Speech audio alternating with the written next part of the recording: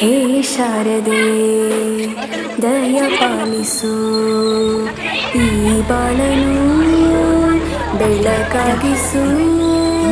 ಹೇ ಶಾರದೆ ದಯ ಪಾಲಿಸು ಈ ಬಾಳನು ಬೆಳಕಾಗಿಸು. ನಾಳೆಗಳ ದಾರಿಯಲ್ಲಿ ನಂಬಿಕೆಯ ನೆಲೆಯಾಗಿರಿಸು, ಮುನ್ನಡೆಸು.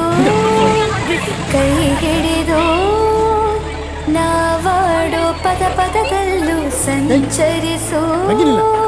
ಹೂವಲ್ಲಿ ಜೇನು ಗುರಿ ಕಟ್ಟದೇನು, ನೀರಲ್ಲಿ ಮೀನು ಅಡಿ ಮುಟ್ಟದೇನು, ಆ ದೈವದ ಮೇಲೆ ಎಲ್ಲಾನು.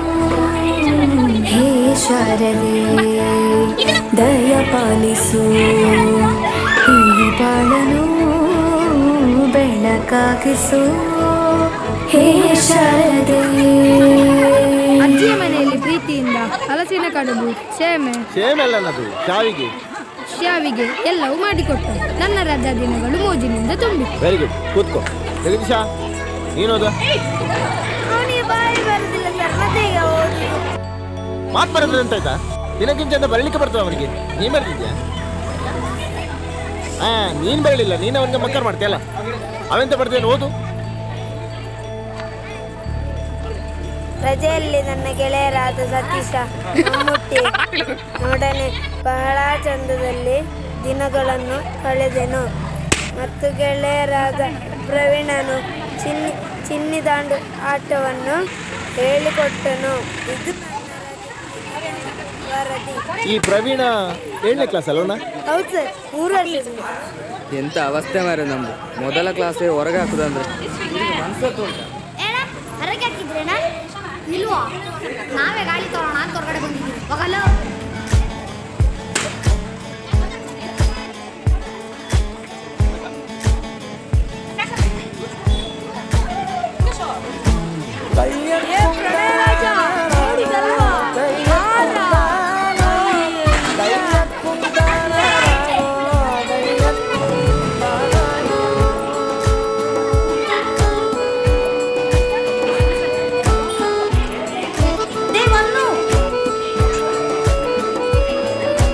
ನಾಟ್ಯ ಅನ್ನೋದು ನಾದಾಂತರಂಗ ತಾನೇ, ನಾದ ಅನ್ನೋದು ಭಾವಾಂತರಂಗನೇ.